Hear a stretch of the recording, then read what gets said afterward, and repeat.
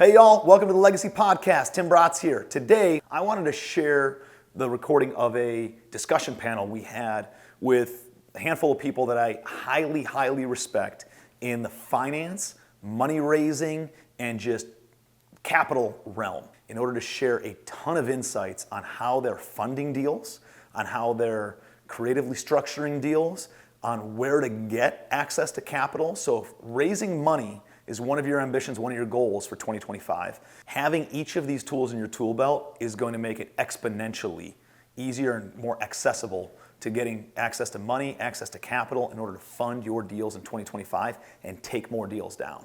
So I'm really excited for all the takeaways you're going to get. Put it in the comment section. Any questions you have, put it in the comment section. But it is fire. It is one of the highest rated discussion panels we've ever gotten at any of our summits, and I know you're going to get a ton of value out of it.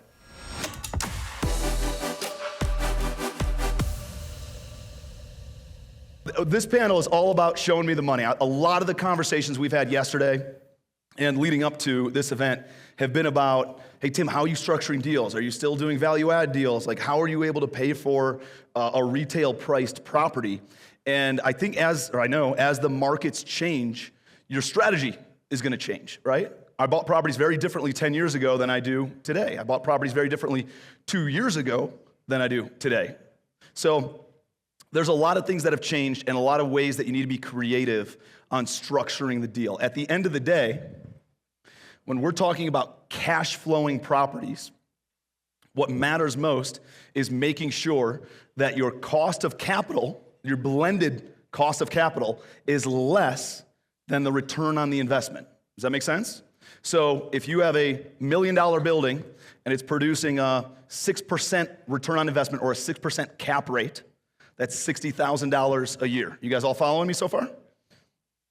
That means on that $1 million building, you need to make sure that your blended cost of capital between your bank financing, your private money, or any other sort of creative financing that you put in place is less than $60,000 a year in debt service. Does that make sense? Right? So let's say you have a bank loan at 5% and your private money's 10%, your blended cost of capital will be around 6.2%. So that would be right at break even with a 6% cap rate type of a property. So how do we gain access to cheaper money?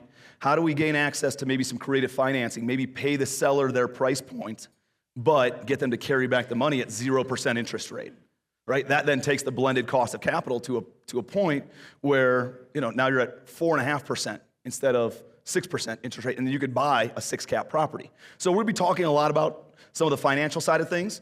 Let me introduce some of our panelists. Mr. Chris Lamb is the king of leverage. He started working with a lot of the banks, trying to gain access to capital, unsecured lines of credit with some local banks in South Carolina that then worked regionally. And then all of a sudden he was able to make some introductions and it's turned into a substantial business for him, setting people up with unsecured lines of credit that they can then use and deploy in their businesses. He's actually gotten me $300,000 just by making an email introduction. Stated income, like very easy access to capital. So definitely connect with him if you're in, I think you're in 35 states or something like that? Something along those lines. So we'll talk to him a little bit further about that.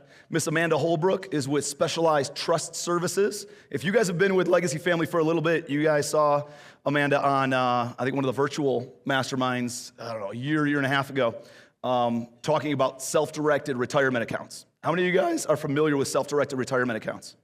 How many people are not familiar with self-directed retirement accounts? Never heard of it? Yeah, it's one of those things I've taken kind of for granted I've heard about it for a long time, and I just assume everybody knows about it. It is an untapped vault of capital. Like, trillions of dollars? $72 trillion sitting out there in retirement accounts that we can have people put with a custodian like Specialized IRA and then have them invest in our projects. And the beauty of that is we're talking about long-term money, right? Like if we're raising capital, one of the biggest questions is what's the return on investment and when am I gonna get my money back? But when you're working with retirement accounts, they already have a time horizon that's 10, 20, 30 years out, and you can go and buy a property, pay a a good return to them, but there's no urgency in getting their money back. So it allows you then to sit on the property a little bit longer, let it appreciate a bit more, let it pay down a little bit more principal, and allows you to go and buy something that's closer to a retail price and get into some more of those deals because you don't have to turn around and get the investors their money back as fast. The other beauty of that is the retirement accounts can't take depreciation, so you can take even more depreciation. You can take it and it doesn't adversely affect them. So we'll talk about some of that stuff. Mr. Chris Litzler, you guys have seen him on multiple panels. He is with Marcus and Millichap, one of the largest commercial mortgage brokers in the country. He is a national force. They have him on discussion panels all the time. He personally brokers over $300 million a year in commercial loans. Right? Like most businesses don't even do that much, and he personally does it with his team. So he's rocking and rolling, and he handles all of my financing as well for all the deals that we do. And then Miss Kelli Garrett. Kelli actually flips businesses, took that revenue from flipping businesses, or the proceeds from flipping businesses, and has deployed it as a passive investor, as a limited partner in many different syndication type deals. So she's got a tranche of capital with us and a couple other syndicators that we know, and that has then turned into raising capital for syndications and hard money loans. So you guys did what, 50, 60 million last year? Yeah, we did 51 million last year. We'll do 100 million this year. 51 million last year in loans, $100 million this year. So she knows a couple things about deploying capital as a hard money lender, as a private money lender, as a limited partner in these different projects. So that being said, if you guys have questions, we got a couple of microphones. I think Fatty's got one. I can't really see. Yeah, and then Carlin's got one over here. So if you guys have questions about anything money, I'll get some things going. Raise your hand. They'll come over and start chatting with you. So Litzler, I'm actually going to start with you, buddy, because you are very involved in the capital markets. Maybe you can give everybody a little bit background on what you're seeing right now with interest rates rising and how that's affecting pricing on multifamily specifically, but really the whole commercial real estate market. Yeah. So I think best place to start is talking about how we price long-term money. So industry standard institutional money, 10-year fixed rate loan, right? Whether that's CMBS, life insurance companies, agencies, occasionally the banks, right? 10-year fixed rate money's industry standard. That there's two components to that interest rate. There's one, which is the index. So that's a 10-year U.S. Treasury in general, right? And then a spread, right? Some risk premium. So half of that component is the 10-year Treasury, which is 2.98 today, 3% today, which is up 120 over the last So was that 6 about months. 1.8? Yep. 90 days ago? 120 days ago, yeah. 120 days ago? And now we're at 3%. So Right. rates have essentially increased by 1.2%, right? Significant, yeah, right. If you could borrow money. And when they charge a premium on top of that base rate, is it usually in proportion? Like, if it increases by 33% at the base rate, Yeah. you know, are they only increasing the interest rate that they charge us by the same amount, like that 1%? So that would mean, do spreads hold, right? So if you got a 150 Treasury and a 200 spread, you could borrow money at 350, Right. You got a 300 on the Treasury and lender a of what they're gonna 200 charge. spread, right? Generally speaking, over the long run, you see spreads compress a little bit when the index goes out. That's really not the case today. You could still say plus or minus 200 basis point spread is probably where we're at right now. Lower with a little bit less risky deal, higher with a little bit more leverage. So that means if the rate's at 2.8, 3%, Treasury, yep. the Treasury rate is at 3%, and there's 200 basis point spread, then essentially rates are at 4.8 to 5%. Correct. Is what we would be Correct. charged For full- on any one of our loans. Full leverage deal, 5% money, plus or minus, 25 bips today, right? Got it.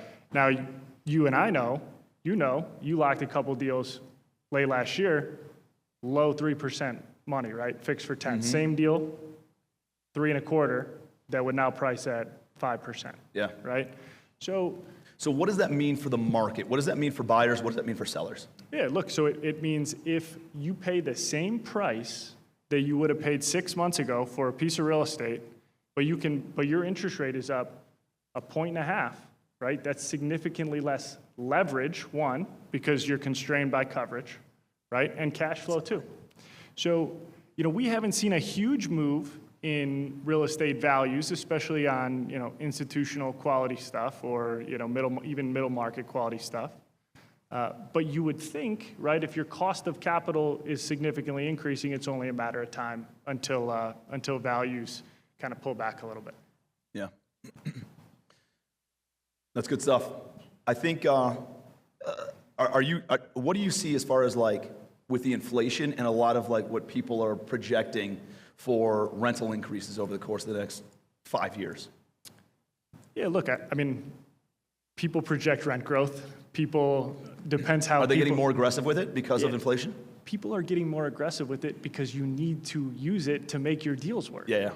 Let's be real, right? A lot of these syndicators, right, they make money on the front, right? So to get access to the investor capital, we got to solve for a 18 to 22% IRR, right? And what's the one metric that moves that return? That's rent growth, right? So if you project 6% rent growth for the next 5 years, right, and you think your cap rate's going to stay the same, everybody's deal in here is going to work, right?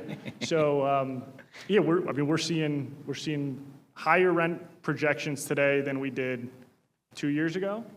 Now, you've had a ton of rent growth the last 2 years. So if you've had 8, 10, 12% rent growth over the last 2 years, and now you think you're going to get 6% for the next 5, at some point you get to a level where it's not affordable, right? So you just got to be thoughtful about, is anybody in the submarket getting this, and are the demand drivers and the demographics moving in a way that would support this? Would you have any concerns about somebody putting only like 5-year debt on a property with where rates are going and not being able to either refinance or sell 5 years down the road? How much? Paying a retail price, buying something at a 5 cap today. Sure. Are they going to be able to, like, what does that look like 5 years down the road? So if you or they're focused on today? Yeah, look. Totally depends on the asset type. Totally depends on the location, right? If this is core real estate, I'm not overly worried, right? This is irreplaceable real estate that, as long as we can manage the thing, we're going to be okay. 5-year fixed rate money today at 5% isn't going to, at a 5% cap rate, I mean, we're only going to get 72% leverage. Yeah. Right? You can't get 82% leverage because debt service coverage ratios are still in place, right? Because the coverage isn't there. They're not loosening up on that at all? For very quality deals or we would call mission-driven deals, or the agencies, have a mandate to put out that type of money, you can get a 120. There's some HUD loans, you could take it down to a 115, right, on a long amortization. So there are products out there, but in general, 125 cover. I heard a lot of the bridge lenders are getting rid of debt service coverage ratios because rates have jumped up. Look, the bridge lenders are solving for a going-in debt yield, right? If you want a 4.5% or 5% going-in debt yield, right, but you're solving for an exit debt yield of 7, right? That's really what they're looking at. They might find a little interest rate. Explain what debt yield is. Sure. So we're getting in the weeds. A debt yield is basically the lender's cap rate. So their initial funding loan, if they were to take it back right at closing, that would be the cap rate they bought it at. Yep. It's a simple way of looking at Got it. Good stuff, good stuff. Kelly, how about you? I want to know what you're seeing. You did $51 million last year in loans, almost exclusively on single-family properties, right? Fix and flip. Yeah, fix and flip single family. What are you seeing in the market right now? We've just started seeing some of the values, drop a little bit based on what maybe an experienced borrower has submitted the LTV to be at, So I'm just now starting to see that. We've been preparing for this potential reset, if you will. I'm going to call it that way. We're in the Carolinas, Georgia, Florida. Things might change a little bit in Florida before they would in the Carolinas. So, we might back out of Florida during this time to kind of take a look at it. But we don't need Florida. We can place this money really in the Carolinas and Georgia where we would feel super comfortable. We got to raise it fast enough to lend it out. And so, but I am seeing some of the slowdown right now. I'm not seeing it drastic, I've been in the market long enough to know that it'll seem drastic when it happens, but right now we're seeing slowly come in, and we're just eyes wide open right now. I'm not making any changes on LTVs. I'm not making any changes on VIPs or anything like that just yet. How about raising money? All right, because you guys have, your structure is somebody can put their money with you, and it's fairly liquid for being invested into a fund, right? You can get your money back in about 90 days. If you need your money back, you make 6% return. Are you finding that private investors who want to deploy money into your fund are like maybe a little bit more, not cautious, but just, can you guys get it to 7% or 8% because rates are going up and they can throw their money somewhere else? We're discussing that right now. If we want to continue to grow as we have, obviously that's a big hockey stick growth from 51 million last year to 100 million this year.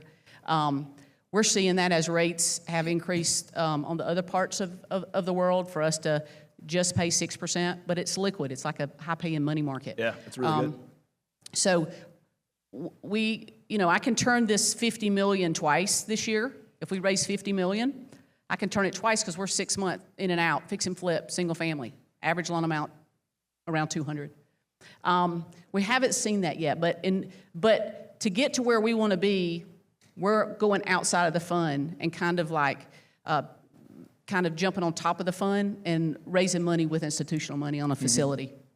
Yeah, because once you have enough money sitting in your bank account, by the way, I still didn't make that introduction for you.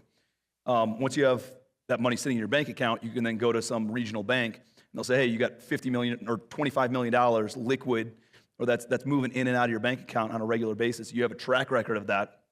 They'll then give you another loan of $20 or $25 million at a fixed 5-6%, right? Right. So we can put up collateral up to 75% of our fund. We can put that collateral up and get 75% on a facility at about 1 month LIBOR plus 4 3/4. So we can get that from a facility or get that from an institutional buyer,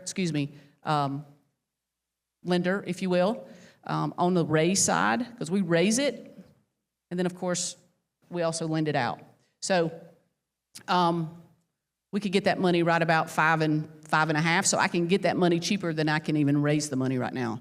However, the 1 month LIBOR is changing. Yep. Pretty aggressively. Good stuff. And guys, this is Pace Morby. Appreciate you getting here, dude. I hope your driver washed his hands before you say goodbye. And no, he is the master. If you guys don't follow him on social media, he puts out a ton of great content.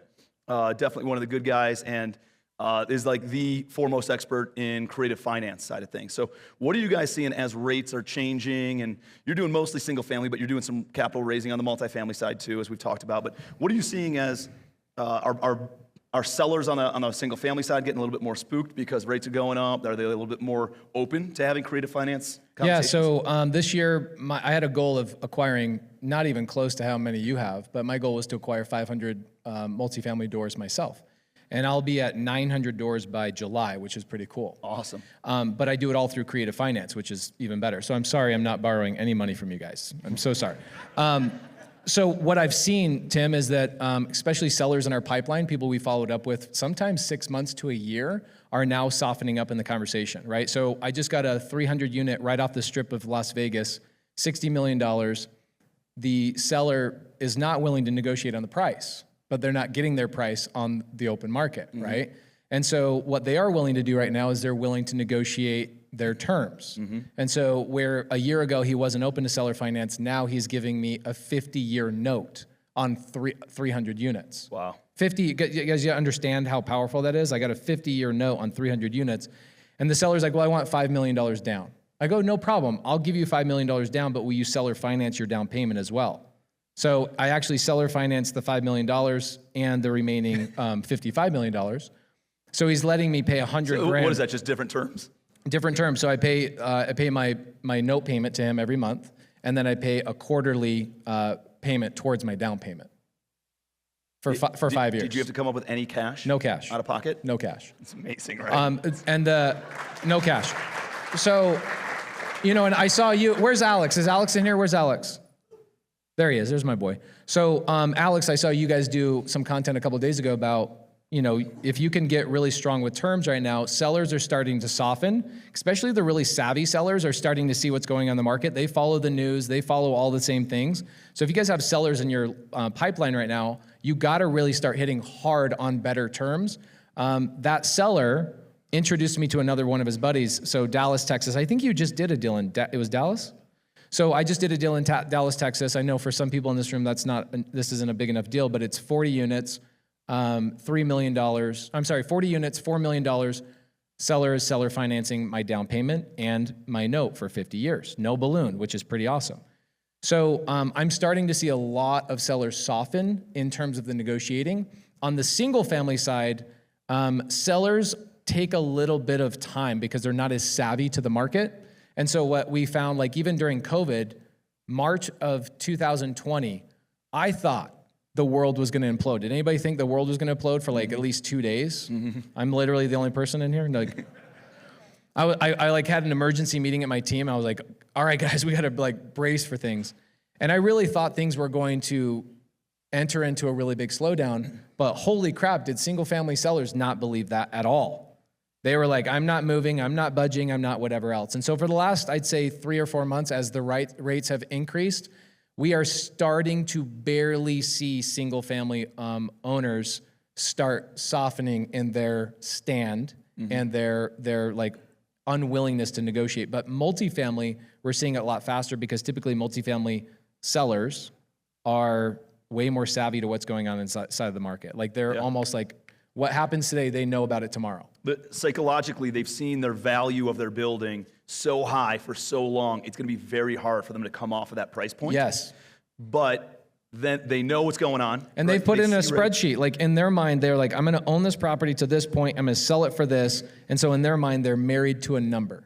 That's like that's how they know they won, is they sold it for that number, right? Yep. So I'm going through it with a couple of properties I'm selling right now, right? I need the price because then it hits the return metrics for the seller or for my investors. But at the same time, I'll carry back a little bit of the cash because it can make the deal make sense for the buyer, right? Right. And then at the same time, we have, $2.5 million that we carry at 0 or 2% interest rate for 5 years, and it makes the blended cost of capital make sense for that buyer. Right, 100%. So I'm seeing a lot more of that right now in our pipeline, and so we're hitting it really hard. I now just posted on my Instagram, I was like, man, I can't believe how small I was thinking.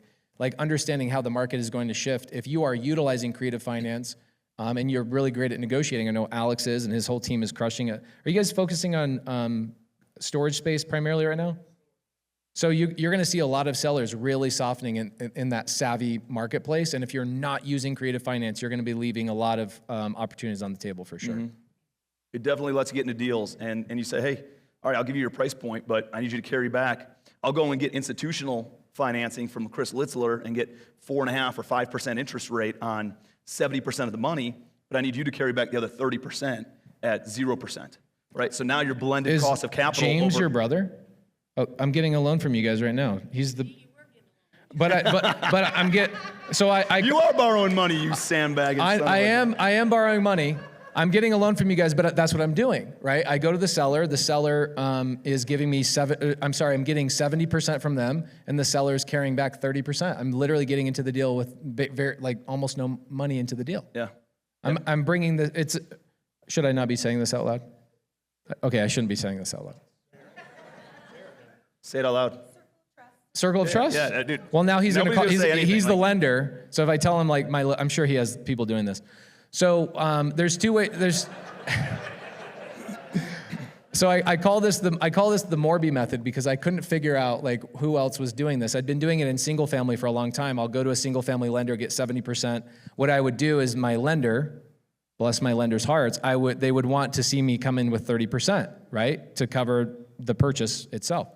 So what I do is I come in with my 30% with a transactional lender, and then a day later my seller refunds my 30% back to me. So I'm into that deal, no money out of pocket. Everybody tracking me on that? Yep.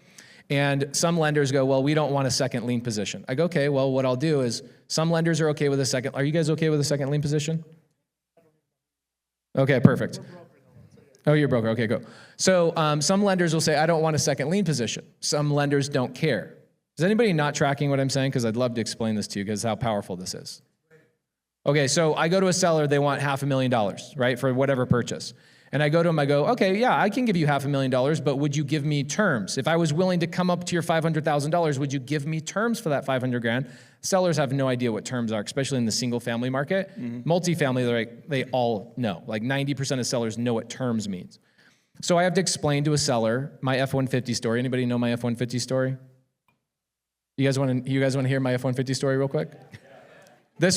Take this. It will help you explain to a seller what terms is, very simply, okay?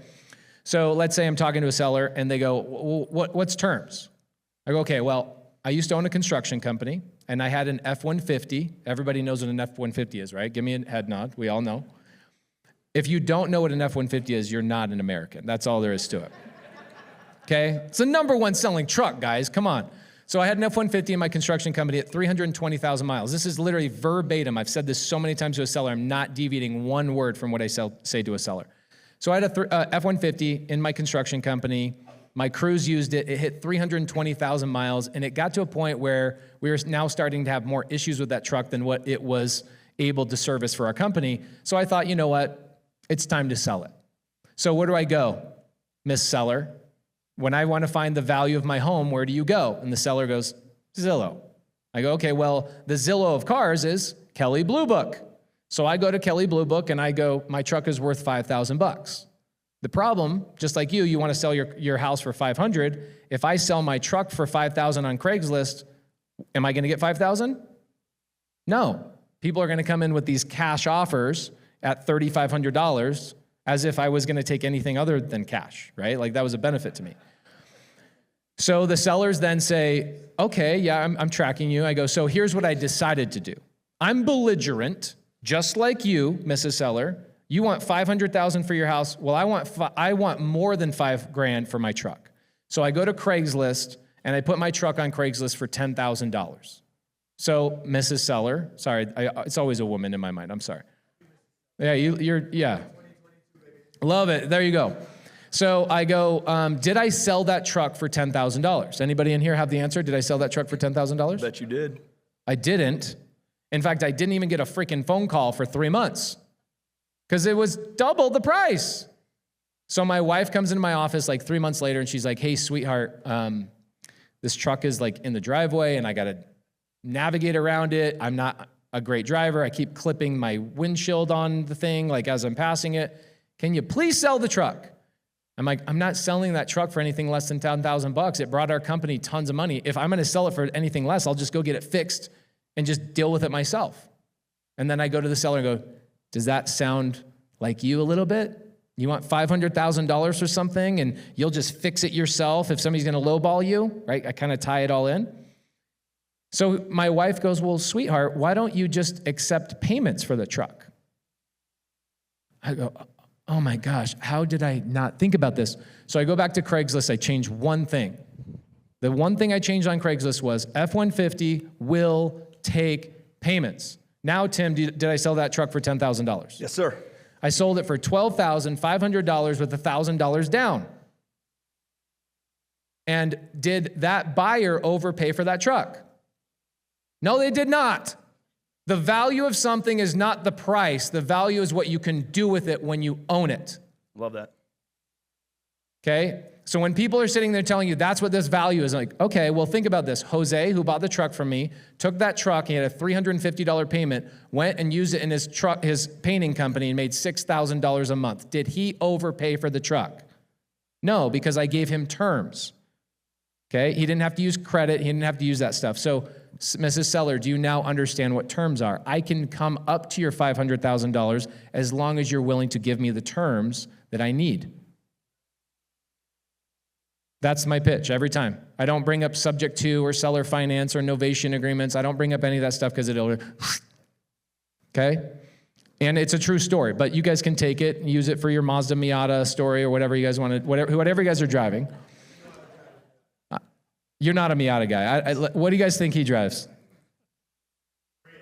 Prius. Yeah, my guy. Yeah. Okay, so I'm sorry. I showed up 20 minutes late, and I'm monopolizing. I'm very sorry. So let me just put a button on this.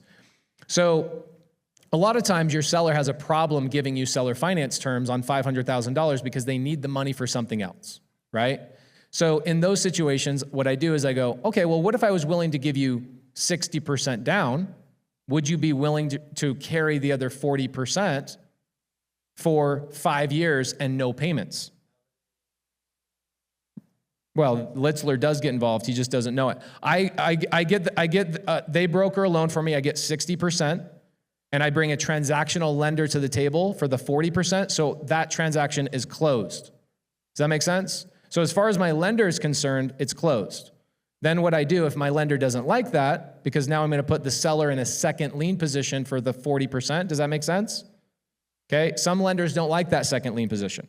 So what I do is I then create a partnership with my seller, and I say, you own the LLC with me, and my buyout agreement with you is the remaining 40%. So whenever I buy you out, you're out of the LLC, you're off. Okay. And so what I'll usually do is I'll give them 60% down. 40% comes from a transactional lender just for 1 day. And I literally, like, money goes in, loan closes, I own it, no money out of my pocket. The money then gets reimbursed back from escrow to my lender. Yeah, you don't let it go back to the seller. Never goes to the seller. No. The title and escrow and the closing attorney. Yep. Yeah, they know. And we get an attorney involved, and they do the paperwork properly. And depending on the state, I change certain things to make sure I'm, like, above board. And then that's how I'm acquiring a 24 unit in Fresno, California using that method. And Litzler's brother is getting me a loan for 60%. So he's essentially turning the seller into his equity you guys are investor. So you can say, hey, I'm going to give you 1% of the buying entity, and that's how you're secured for that 40% down. Amazing. And then you go and get the primary debt, right, through Litzler, and then you have 60, 70% down. This is what I love about Tim. First and foremost, he's an amazing guy, and he's very punctual. You guys ever been to these types of events, and they're like 2-3 hours late all the time? I love that you're on time. I appreciate that. And I'm sorry I wasn't on time and it was disrespectful. But here's the other thing I love about Tim. He brings gangsters to the stage. Between these two people right here, you can go out and acquire real estate with no money out of your pocket. You guys will do transactional funding? They do transactional funding. So you get a 60, 70% loan from him. You get a transactional loan from her, 1 day, 24 hours in and out, and the seller carries back the whatever portion. You literally can just go gobble up deals on terms all day long. Like, let's all leave right now and start buying deals. Like, there's no reason. You know what I'm saying? Like, holy crap. Are you guys in the right place right now? Like, holy moly. Take the mic from me. Sorry. All right. Tim, I want to break in for a second, actually. I want to have Kelli talk about something that she told me about pretty recently as well, and that is second lien positions that you guys have started doing at high interest rates as well. I don't know if you want to share that too. Yeah, where's my boy Dan Rivers? There's Dan. Dan and I and my partners at Rehab Wallet teamed up and doing some second lien position. It's called Gap Capital. So we're gapping some funds going up to, I would have said 85%. Do you guys have any idea how powerful that is? Like, I teach people how to go find second lien position lenders, like going to county records and go find lenders that have been in second lien position and cold call them and say, hey, I have a deal, I need a second lien position lender. And you guys are a freaking business going out and doing this for people. We got to continue to raise the money on the front end to lend it out on the back end. So we have the calls coming in, and my job now is to continue to get the institutional money on top of our fundraising that we're doing, because my partners are rock stars at raising capital. Yeah, it's good stuff. Yep. Hey, can we have a microphone over here? I know the format is good, but who cares, right? I mean, at this point, like, just ask a question, dude. throw it out. Okay. So in your scenario, I forget your name, but Ford 150 guy. I'm Tim Jr. Tim. Okay, sorry about that, Tim. TJ. Your scenario, putting those two together, how do you get the loan sponsored in your scenario? So that's something that I'm doing right now, is that I realized, like, when I entered into this world, that was a problem for me. Like, I would go to a, Marcus and Millichap, and I'd say, hey, I need a loan. And they go, okay, well, you need credit, you need a balance sheet, you need liquidity, you need net worth, all that kind of stuff. So they actually introduced me to other sponsors. So a good lender will do that. They go, yeah, well, actually, Bring me in, dude. I'll sponsor loans. You have money? I mean, I can get money. So I've been trying to do a deal with Tim, and I think we are going to do a deal together, which is cool. So you just find, there's somebody in this room right here. Is there somebody in here that would sponsor a loan to be part of a deal? Anybody? Oh my gosh, this is the one person I needed to meet here. I'm not joking. This is powerful. So there's sponsors in this room right now. I'm a sponsor. The reason I'm late this morning is because I went to a project I sponsored in Fort Collins, and I was like, I just want to go see it, and I thought I had enough time to get back. I'm stupid. But there's sponsors in here right now that you just need to network with, and they'll literally everything you need to go build a $50 million portfolio this year is in this freaking room. 100%. You want loan sponsors to get you the primary debt. There's private money lenders. In fact, let's talk to Amanda. I want to talk about opening up the vault of private money from self-directed retirement accounts right now. Can you give us high level, what is it? How can you access it? How do we meet people who have these accounts, and how do we get them to move it over to make it self-directed? Absolutely, absolutely. So who in here, raise your hand if you're raising capital using OPM for your deals. Raise them high. Okay, everyone that has, oh wait, keep them up. Come on, follow instructions. Okay, now, one more turn. Raise your hand if you have an IRA, 401k, either self-directed or not. Okay, those of you that just had your hand up, keep them up. The money's in the room, y'all. Do you get it? Okay, I just wanted to start with that statement. So yeah, so I would Specialized Trust Company. We're a passive custodian. We don't recommend or savings stock investor investment sponsor. We're not attorneys, we're not CPAs. We offer tax advice or legal advice. We don't recommend or savings stock investor investment sponsor. Okay, now that I've said the disclaimer, you're welcome, Keith. Exactly, right? Fatty's all excited. He's smiling ear to ear. Yeah, so all of these, I mean, how's the stock market doing? Okay, let's start high level. How's the stock market doing right now? Yeah, right? Bad. Okay, now, you know folks that are stuck in the stock market. You may be one of them, right? What are we here to invest in today? Real estate, right? In general, correct? How can you invest in real estate in a retirement account? REITs? We're not talking REITs. We want more control than that. Yes, a self-directed IRA. So what the heck is that? That's what we do. In our company, we do all of the retirement accounts that you've heard of. IRAs, Roth, 401ks, HSAs, CISAs, okay? All of those types of accounts, when they're at a Fidelity, a Vanguard, a Schwab, not to name drop, okay, and they will tell you, I'm just gonna say this, oh, you can self-direct your IRA. You can pick your stocks, bonds, mutual funds yourself. That is not self-direction. So A, you need a platform like ours to be able to invest in deals. That's number one. There's certain custodians who you have to put your money with in order for it to be self-directed. Correct. And so we are one of them. So they have a traditional, we'll move it over traditional. If you're self-employed, we'll do a Roth Solo K. That's my personal favorite. All right? So once it's here, what do you do with it? All right? Those of you that raised your hand, you're raising private money. How are you structuring your deals? Are you doing one-on-one notes? Are you doing private placements? Have you guys all used these things, correct? Give me a yes. Yes. Yes. Okay. Are you tapping into other people's retirement accounts to do this? Limitedly, not as much as we Crickets. should be. Crickets? I'm hearing cricket. I hear crickets. Do you hear crickets? I hear crickets. Okay. So how are we going to change that? That's the point. Yeah. All right. This is how we're going to change that. We're going to start asking some qualifying questions. So when you have someone that you are networking with, even if it's yourself, you want to ask, are you happy with what your retirement account is doing? What do you think the answer is going to be? No. Are you fully satisfied with how your retirement account is performing? That's always a great one, because no one's ever happy, guys. So what's the solution to that? You are the solution to that. You have the investment opportunity. So if you can offer them a first, a second lien position, a position in your private placement, your fund, for self-storage, for a large multifamily deal, you are their saving grace. You are the alternative that is going to save their financial future. Do you understand that? Like, that is the power that you hold. We are just the team to educate you and the conduit to do it. Like, it's super simple. You know, who in here works with Specialized Trust? Who do we work with? Raise your hands. So there's a lot of hands in the room. Thank you, guys. We appreciate you. Do we make it easy? Do we do all the work for you? Do we make you look like rock stars? And are you making tax-free profits? Yeah, woo, woo. Oh, I love it.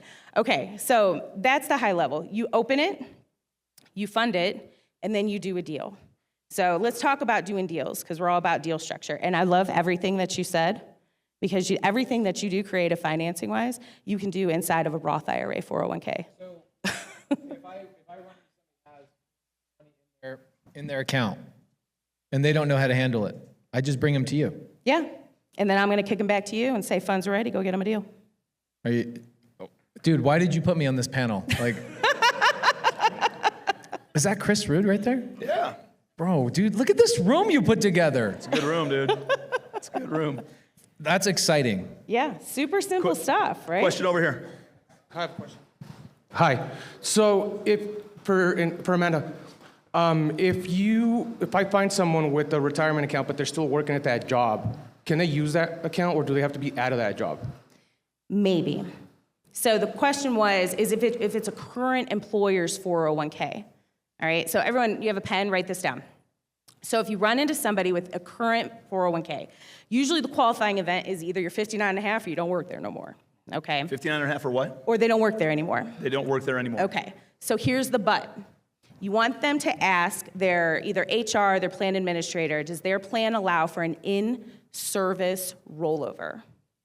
And if they say yes, great, what's the next step? That means they can roll a percentage of their vested balance whilst being employed. That means like green thumbs up, yay. If they say no, because the customer service reps are trained to tell you no, you trust but verify, just like you do on your deals, right? Can I see that in writing? Show me the plan adoption agreement where it states that. And if you forget everything I just said, just give us a call, one of my team members or myself will do that for you. No big deal. So that's the answer to your question. I want to give you guys a hot list. You guys want to give me a hot list? Mm-hmm. Okay. So whether you're asking these questions or you're talking to other investors, write down these are the types of accounts you can self-direct. Okay. Roth traditional, 401k. How many of you in here have a TSP? All right. Thank you for your service. All right. That is our government's version of the 401k. So all of our military, government employees, et cetera, have TSPs. If they're no longer active, you can self-direct that. How many here know what a 403b is? A lot of our education, medical field, you can self-direct those. PERS, OPERS, CalPERS, these are all for teachers. 457s, any of my firefighters, my city employees, you can self-direct those. Pensions, you can self-direct those. Health savings accounts, Coverdell educationals. 529 plans? 529s, you cannot. Those are right. I was gonna say, I state. didn't- yeah. Yeah. So 529s are You could state. self-direct a pension? Yeah. Interesting. Yeah. But a Coverdell educational savings account is tax-free. That's a federal level one. Yeah, yeah. So like, we send our kids to private school. Do you think I pay for St. Joe's out of my pocket? No, I pay for it through the Coverdell, of course. A teacher's state pension can be self-directed. Yep, as long as they're no longer employed. So that is your hot list. That's your money list, guys. And if they say yes, like that's as far as you need to take that conversation. You start telling them why you are the one they want to work with. And you know what? Because you like them so much, you're going to share resources because sharing's caring, right? Who the parents in the room? Everybody heard that? Sharing's caring, all right? I'm going to introduce you to my team, Specialized Trust, Amanda Holbrook. I've also have Michael Liello. Where are you at? Stand up, Mikey and Anthony. These are all of our team members, just to say hi, because we all came all the way out here to work with our legacy family here. But yeah, and then that's it. We do the paperwork, DocuSign, and 2 weeks, your deal's funded. And there's some other creative stuff too. Who here has kids? Okay, how many of you are investing for your children? All right, I heard Jeff talk about this yesterday. Are you paying your kids? Not yet. Let me show you how to do that. 8 months? Okay, we could do that. Your kids can have Roth IRAs. Does everybody know what that is? Okay, when you hear the word Roth, I want you to say this word, tax-free, but I want you to say it like this. You with me? Tax-free. Because when you say it like that, you gotta smile. Tax-free, tax-free.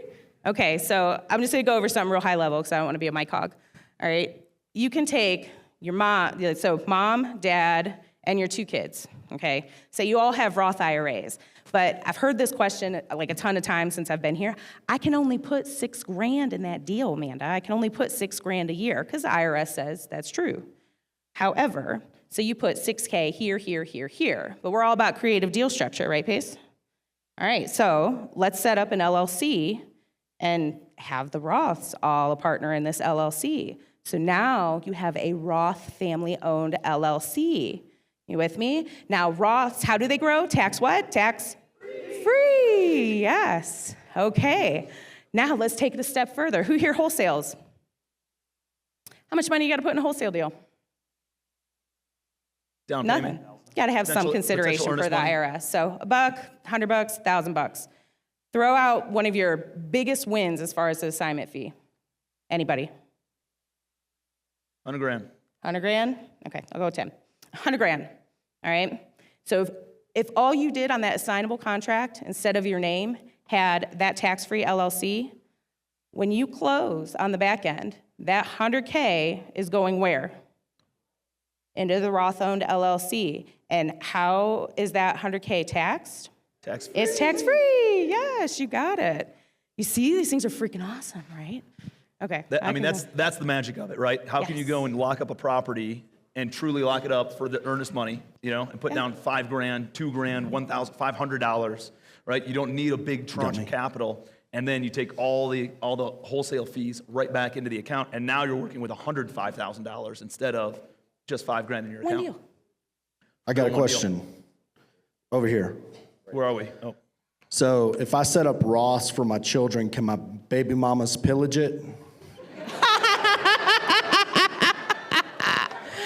Oh, that was great. So,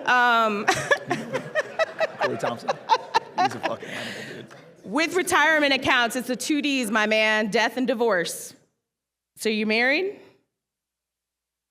Oh, baby mama, you good. You're good, man. And it's protected from creditors, so if anything ever happens, they can't touch that. Question over here. Javon. Mic check. Okay, so I'm seeing Pace's wheels turn in, and I'm seeing Kelly's eyes squint as Amanda's talking. So I'm thinking you guys are thinking something. I would love to hear kind of what your thoughts are after learning this in real time on how you could apply this in your businesses. Great question, because I literally cannot wait to get off the stage and talk to every one of you guys. These are really exciting events, dude. Thank you so much. Show me I've been excited about this panel for a long time, man. This is cool. So we need this. When you have people up here, you're getting excited too, right? Oh my gosh, I'm so pumped. Learning what she's doing and what her team is doing, and learning what you guys are doing. Oh my gosh. So I think when I'm raising capital, right? I did a fund-to-fund structure a couple of months ago. I raised $3 million for somebody else's deal and leveraged my way into their deal. Is a great way to get a portion of a big $165 million deal. I didn't have to find it, manage it, none of that stuff, right?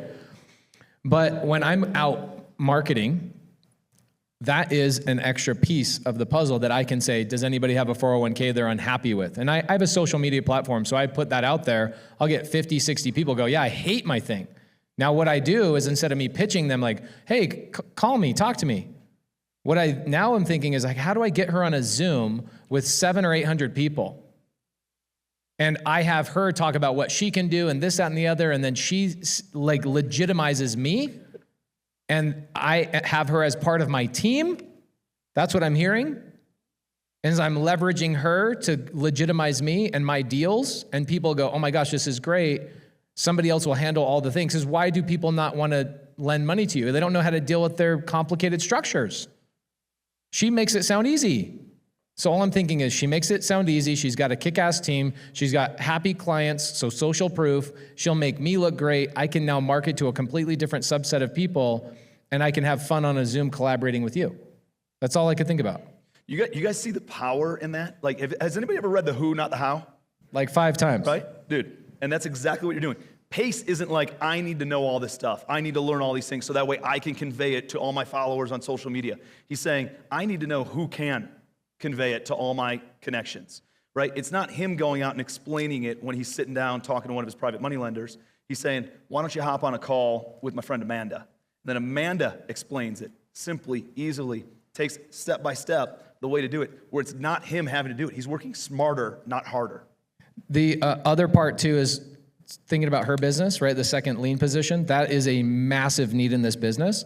So I can collaborate with her as well And she hasn't quite raised the capital is what she's saying, but what I can also do is I can show her company the demand that my people and my followers can bring, which helps her go and raise capital. Like, we have 500 people waiting for this product. We need to go raise money, and it legitimizes her when she's going out and raising capital as well. And that's a fun collaboration. Now you're making friends and making money. And I'll answer on my side while my wheels were racing too was the teacher specific of the self-directed. I have so many friends in my family, have been teaching for 30, 35 years, and they're not accredited investors. See, my problem is when I'm raising money, right, that you need to be an accredited investor to come in my fund. But what happens if I set up another fund that's not accredited? I can go tap into some of these teachers, set up a Zoom call, set up a what have you, and try to go and solicit or because I do know them. So on the 506B, I have to know them, right? So I can invite them to the Zoom call and say, hey, and there's 20 teachers on there. Hey, let's self-direct, because they're all calling me already, like, Kelli, please invest my money, because we're such, close friends and family. But I'm like, I can't, because you're not accredited, right? So that just gave me a little light bulb to kind of investigate, and I'll talk to legal about it to make sure we can do all this. It's so much untapped money. It's like we all know it's how. Like, I need to do it with my own account. I don't know why I'm not self-direct. Like, I'm doing it with a couple other ones, but I need to be doing more of it.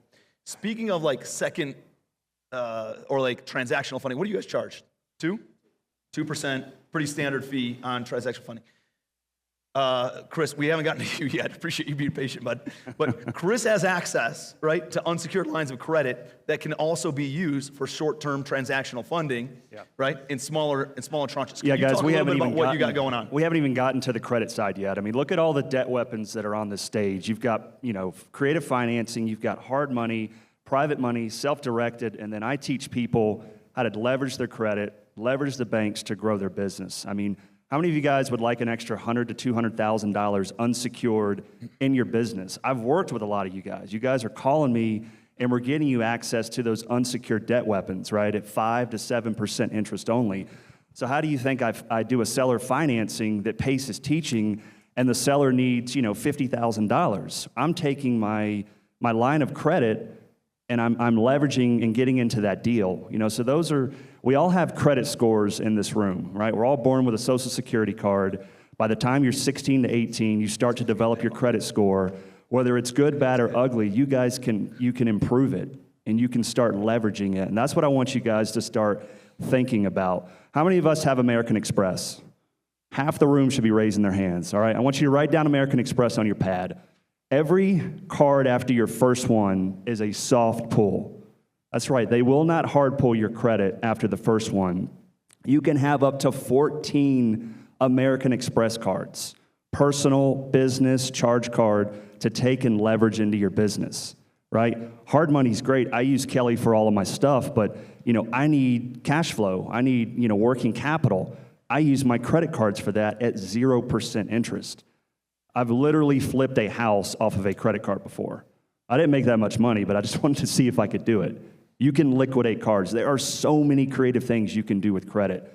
Start thinking about it. 99% of folks outside of that room, we call it debt. The folks in here, we call it leverage. That's what I want you to guys start thinking about. How can you leverage credit? I've got access to business lines of credit, 35 states. I've worked with a lot of folks in here. I got Tim $300,000. He didn't even need it, but he's going to use it and donate to charity. We talked about it. I don't need it, but I like it. You know what I mean? I'll take it. So if that's something you're interested in, let's talk about it. But I would love to work with you guys on credit. Start using these debt weapons on stage. And tomorrow you're going to wake up and you're going to have access to so much money. Get it while you can.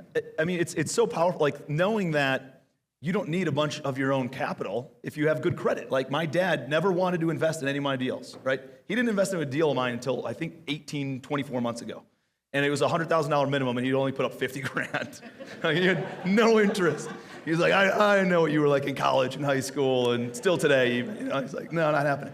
So, but what he was willing to do was utilize his credit, right? Because it wasn't actual cash out of his pocket. So, on my first house I ever bought, early on, he wouldn't give me money, but he co-signed on that loan, right? So there's ways that you can gain access to other people's capital, loan sponsorship, all that, not capital, credit, right, by loan sponsorship, and having them bring their value to the table by gaining access to their credit. Like, there's so many different ways to work with an individual.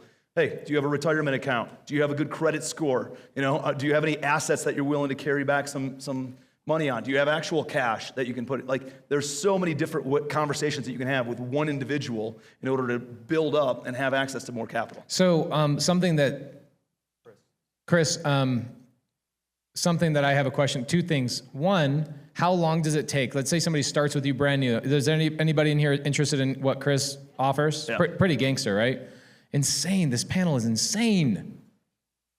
So I want to jump into your world. How long should I expect to, let's say, get a $20,000 line of credit? Yeah, so typically banks want to see 1 to 2 years seasoning, right? So they're, for brand new. That's been in business for 2 years. Yeah, 1 to 2 years, business has been in business. If you're brand new and you just started your LLC, credit cards, business credit cards would be low-hanging fruit. It's all stated income, it's a stated platform, or it's projected. I'm projecting, $10,000 a month. So I can work with folks and help you get access to credit cards. So let's say I get a credit card, help me get access to a credit card. Are you suggesting people use sites like plastique.com and stuff like that? Yep, so you can, if you want to liquidate the card, so meaning if you have a $20,000 limit on your Amex card and you want to take that and turn it into cash so that you can use for practically anything, what PACE is suggesting is Plastique is a service that basically lets you pay a third-party borrower It's spelled something weird. It's like PLASTIQ.com or .io? TIQ.com, yeah. Okay, write that down, because like right now, so here's the second thing. Yep. The second thing is that I'm sponsoring people right now that have deals, but they don't have the private money. Right. So what I do is I pull off my line of credit, Right. and I go, give me 50% of the deal and I'll bring the private money to the table. Sure. So I've got a deal in Dallas, 5-plex Airbnb. They went out, found the deal, they negotiated the thing, and they go, we need $100,000. I go, great, here's how I structured it. I know somebody who has $100,000, not me, but I know somebody has $100,000. If I bring them to the table, will you give me equity in the deal? And they go, yeah, please. So I got 30% of the deal, but who was the lender? It was my LLC that has the line of credit. So what they did is they gave me a note and deed of trust in my lending, like that $100,000 I brought to the table, bearing interest on top of the 30% equity I got in somebody else's deal. Like, guys, you don't have to be cold calling sellers to be gobbling up equity positions in people's deals. Mm-hmm. You can use one of, what'd you call it, a debt weapon? It's called a debt weapon. So holy shit, guys. Yeah, write that down. So any banking product that you can use to grow your business, I don't care what it is, HELOC, BLOC, PLOC, credit card, that's a debt weapon. We got a couple questions over here, guys. Yep. So first question is, Chris, from me, I've got like more LLCs than I know how to count. So how many of these can I pull $150,000 off of? They've all been open for years. Yeah, Fatty, you're in Ohio, right? Yep. Okay, so I'll give the secret sauce away. So KeyBank is big in Ohio, right? Where's Steven at? Steven's got a line of credit with them. KeyBank is specific in Ohio. You could do probably 2 to 3 LLCs.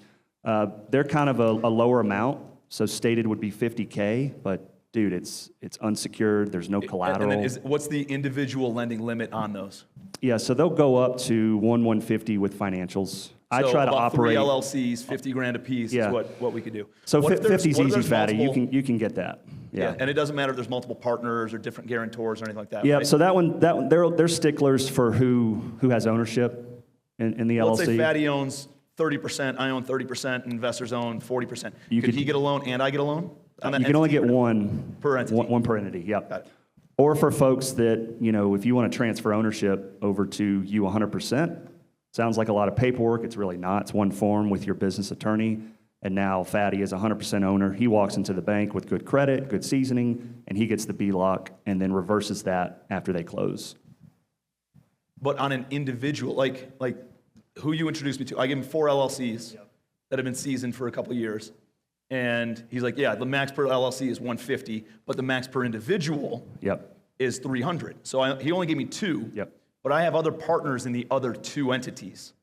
Could I have them go and That'd be get a access to the loan? separate LLC. So one line of credit per LLC. Yeah. Yep. LLC number 1, I got it. Yeah. LLC number 2, I got it. I'm an owner in LLC number 3 and 4, but I'm not. Yeah. But You I'm have already them capped apply. out on 1 Yeah, and 2. I see what you're so saying. I can bring in Fatty on 3 and 4, and he can get another $300,000 Across 4 LLCs, absolutely. for the other LLCs. Yep. To piggyback Pace's question regarding how long it takes, what I've seen doing these business credits, being that the company or seasoning needs 1 to 2 years, could you bring in a sponsor to help facilitate those young companies that are just starting out, or someone who has a seasoned business that they can sponsor or guarantee on that side to get someone who's new to get going and rolling and getting business credit? Was that to me or to Pace? To Chris. Okay. Sorry, could you repeat the question?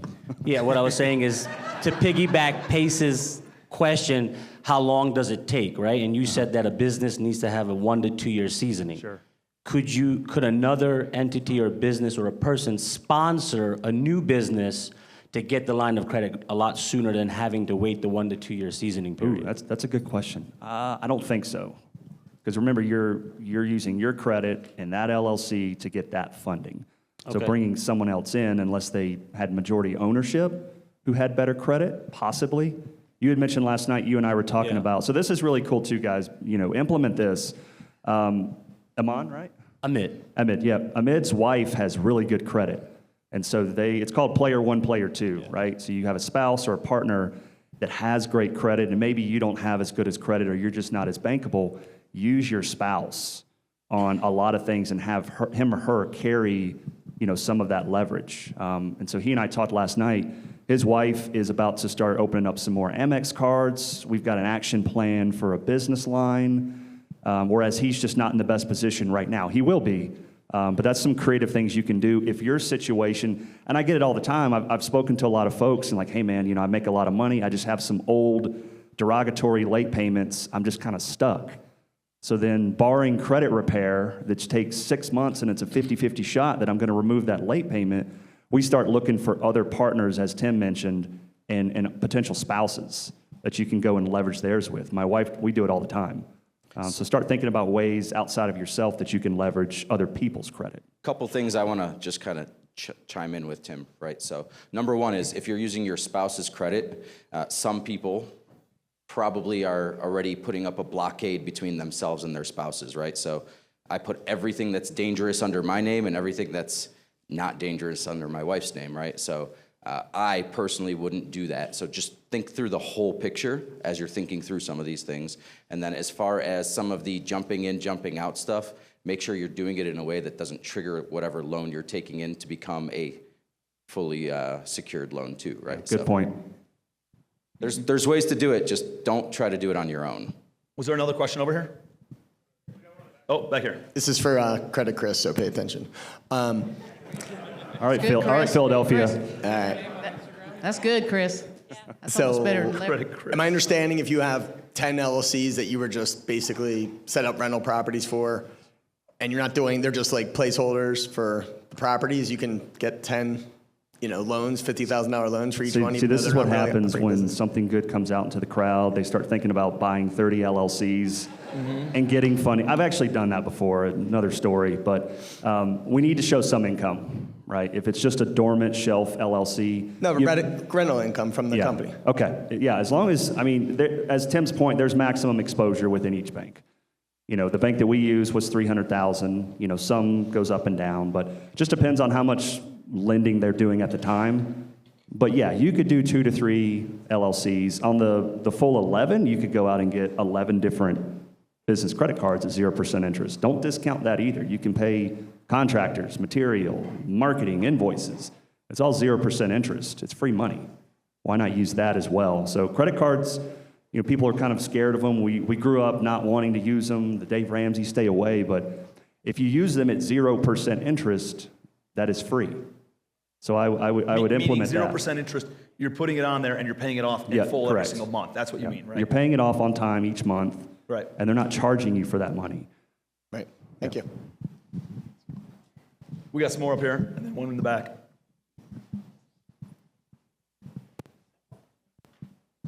Yeah, Chris, shout out my basketball coach right quick.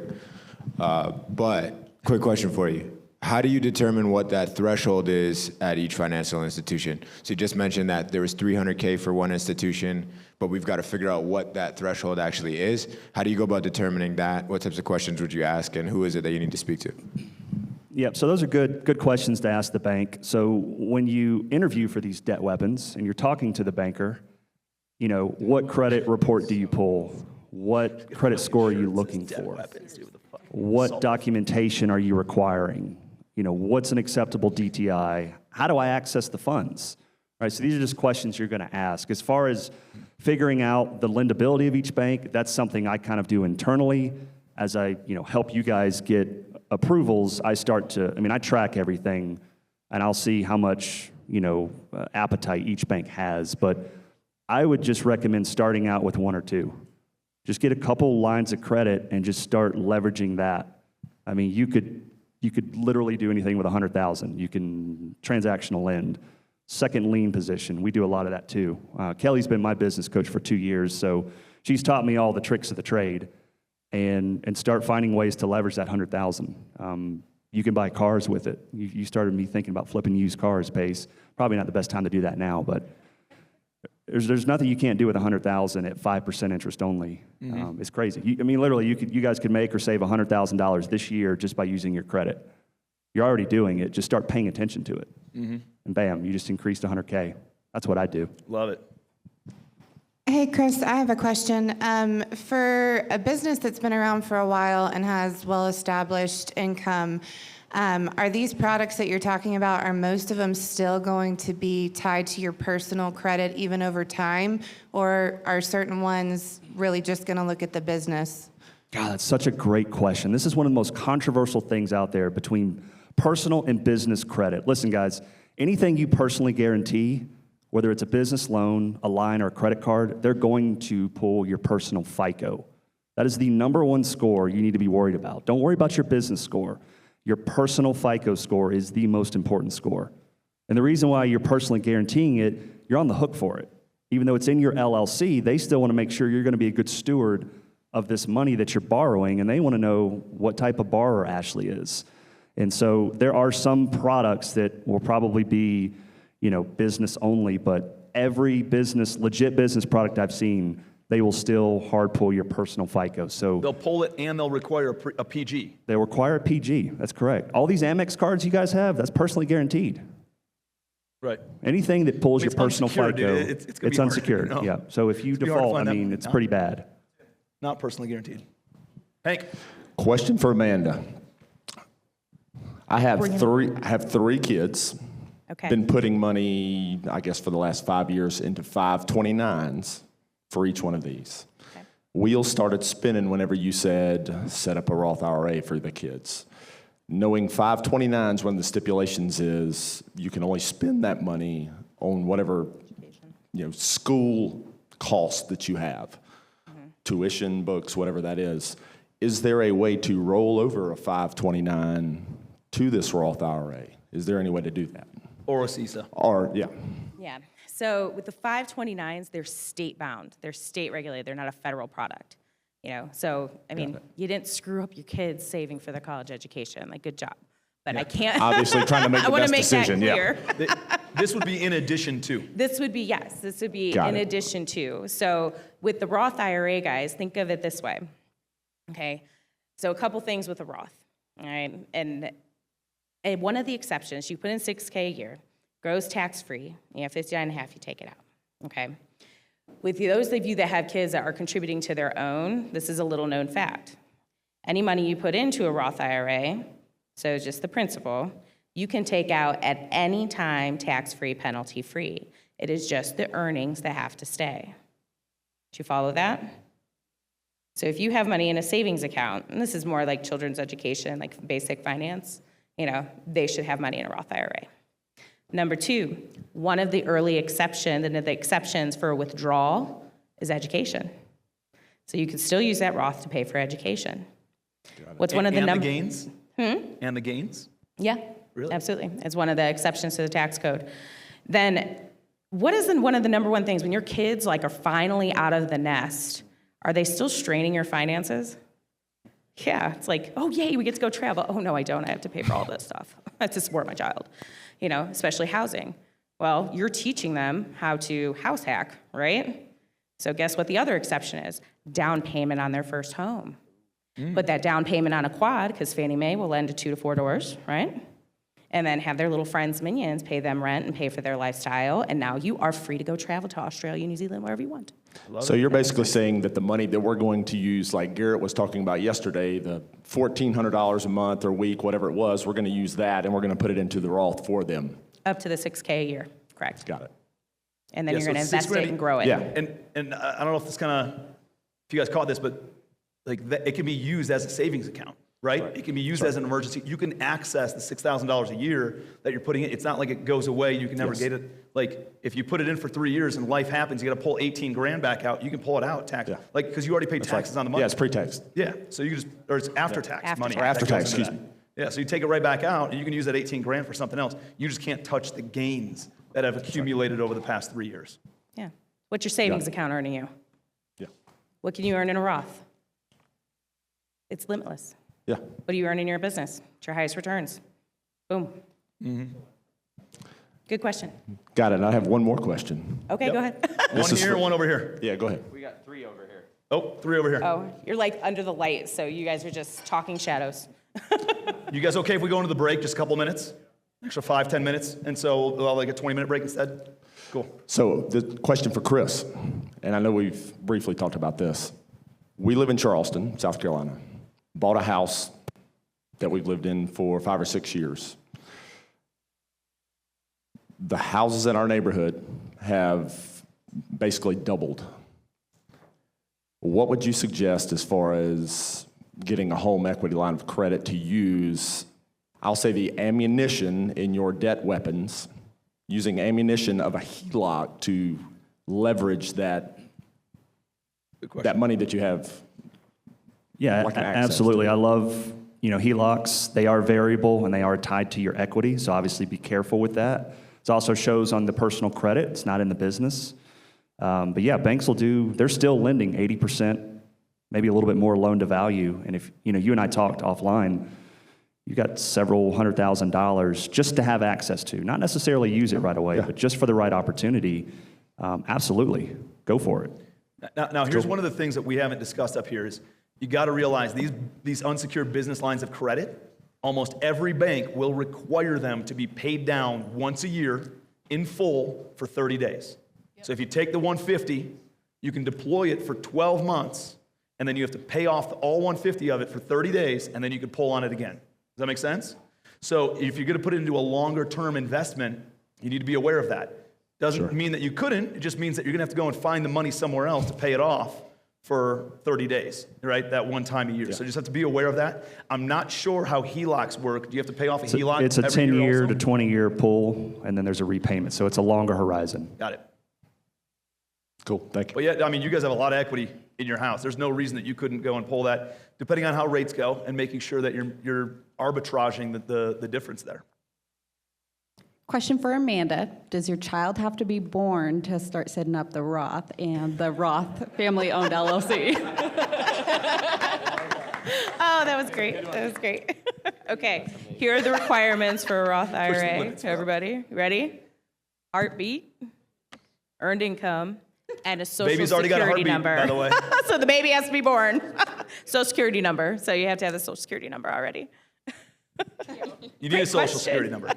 Got to have that. So our fictional future children are all going to have Roths. But I mean, if you pay your kids $6,000 a year for being a model, or you put them on marketing, or on your website or something along those lines, you can pay them $6,000 a year. They're below the income threshold to have to pay any income taxes on that. What is it? Oh, is it $2,500? Yeah. Well said. So it's $6,000, but they're below the income threshold, so they're not paying any taxes on that, so you don't have to pay them more in order to pay tax. So it could be earned income, $6,000 a year, and you can roll it all into the Roth. So, Amanda, to piggyback, I'm over here. To piggyback on Hank's question on 529s, I've been doing a bunch of research on this as well, because I have 3 kids, I'm gonna do modeling contracts and all that to pay them the 12.5 or whatever I can pay them. But my opinion is 529 plans isn't the way to go. because it's so well, the tax advantage is weak. First of all, it's just a state income tax advantage. My opinion is it all should be going into Roths or just standard brokerage. You know, if I give 12 and a half, 6 goes into a Roth, the other just sits in a brokerage account. And I can pull the money from it to do the education expenses anyways, but I can do the first bet down payment, all that down the road without the constrictions or restrictions to just use it for education. Do you have an opinion on that? Yeah, so in supplement of the Roth, obviously I'm a huge Roth fan, but you can do a Coverdell educational savings account. You know, so it's only $2K a year you can put in, but you can invest it. Wholesale deal would be a great example. Turn it into $100K, it's perfectly fine. There's income restrictions on that though, right? There are. Anyone can be the contributor though. But anybody, so you can have grandma and grandpa Grandma and grandpa, contribute, they're under a certain income. niece, anybody can be the contributor. Coverdell Educational Savings Account. Coverdell CISA. Educational Savings Account, yes, And that CISA. could be used a lot more than what all 529s. Correct. They You loosen can up the use it for restrictions, K right? through 12. The list is much more expansive. That what like the qualified expenses. Like when COVID hit, it was very popular because of all the homeschooling that like transitioned and happened. The other piece of it I love is they're transferable. Like the kid has until they're age 30 to use it, but it's transferable. So those of you that have multiple children, or maybe they start their own family before they're 30, like that's just generational, like educational trust fund, baby, right there. I had a client one time did mobile home parks. To a younger brother or sister, Yeah. or give it to their own kid if they have a kid by the time they're 30 it could years be a cousin, any extended family member. And a CISA's, it's like it's an after-tax vehicle, right? So everything grows tax-free. It's like a Roth. Yeah, for education. Okay, but if I can Versus use a 529 is like a... 529, I agree. 401k. 529 is not the way to go. But why do a Coverdale if I can get the same benefits out of a Roth? And I can decrease my income. I can get that money out of my tax bracket, get it to a 0 tax bracket, and still pay education. Why do I need a Coverdale? Oh yeah, I say do them in tandem. I don't say one or the other. Do them in tandem. And especially if you have your kids going to private school for K through 12, like that's more of the urgency, you know. But if you feel you can knock it all out in the Roth, that's perfectly fine. I mean, Does are that there make sense? additional benefits? Let's say somebody has a limited amount of money that they can deploy, and it's up to $6,000 a year. Do they put 4 in the Roth and 2 in the Coverdell? Sure. Are there additional benefits to doing the Coverdell on top of doing the Roth? Yeah, I mean, it's just covering the educational expenses. I mean, because it's intended for education. So if you have big here's a great expenses, you're one. trying I to mean, write them those of all you that off. have kids and have thrown parties, I mean, how much crap do you acquire as far as like toys and clutter, right? They just need more stuff, right? You know, some will do like a charitable donation. Like I know when I was growing up, you know, you used to get like the savings bonds from grandma and grandpa that had like the high dollar on it, and you thought like, ooh, it's money. No, and they weren't worth anything, right? Cool. Have them we have another donate question in over the- here. This one's for Chris. Does somebody Which have one? to be for Chris Litzler? Litzler. Does somebody have to be American in order to be a sponsor, or can you have like a Canadian or somebody that's not American?